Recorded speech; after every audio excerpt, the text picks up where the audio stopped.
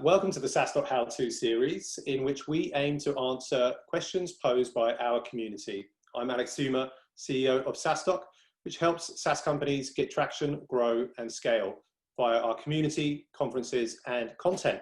And today I'm joined by Maddy Cross, Talent Director at Notion VC. Welcome, Maddy. Thanks, Alex. Nice to be here. Good to have you here, and we've had you on the podcast before. Had you and Notion speak at our conferences, and now for our how-to series. So, Maddy, the question asked by our community is how to attract top talent, and I thought you'd be perfect to answer this question. So, how do you attract top talent?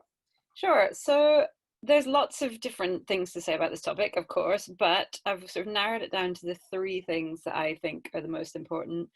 So first is getting clear on what top talent means to you.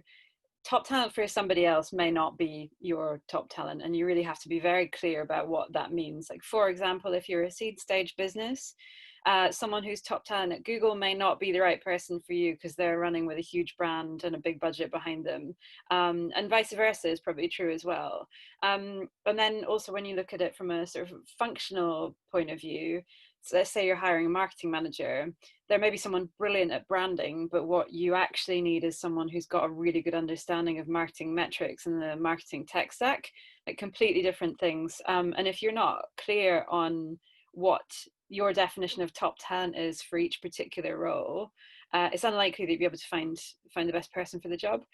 And a couple of ways to kind of get around that, like, have you written a specific job description? Like, are you really clear on what you're recruiting for?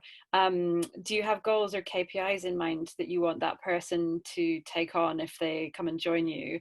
And then does the role title match the job description and those KPIs? You know, one of the things that I often see in this role is that somebody might be recruiting for a sales manager, but what they actually want that person to do is build an entire sales function and sales playbook. And in that case, you really probably need a VP sales or more around that. So just have a think about all those things, job description, KPIs, goals, and does the job title match the job description? And then the second thing on my list, an interview process is really important. Going for a coffee with a candidate and kind of running through their CV is not an interview process. It may be one very small part of an interview process, but that alone is not the process. The way I always frame it for people is to say that you should really have three stages to the interview process. One is, can they do the job? One is, will they do the job? And then the last one is, do you want them to do the job?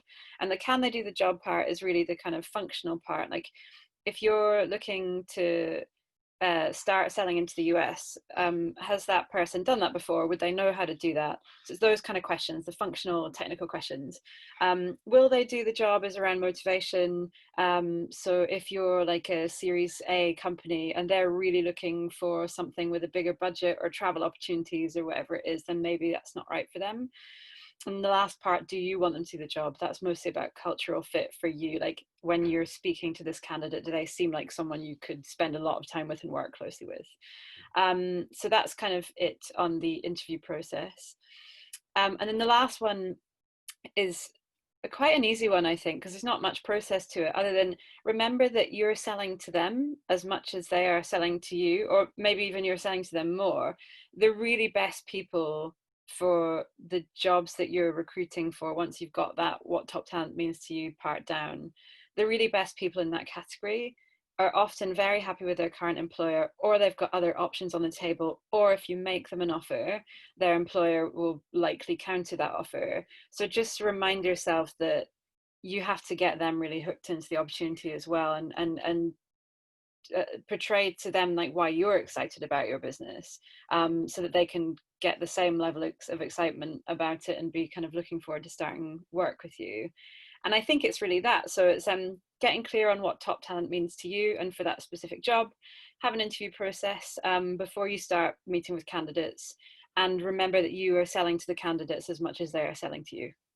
Are there any sort of specific resources or books that you would recommend on this topic? I hear, top grading sort of referenced quite a lot. Would that be, in this particular example, is top grading like a book and a process that would be befitting of a early stage startup, as well as a scale up? Or what are your thoughts around that and resources?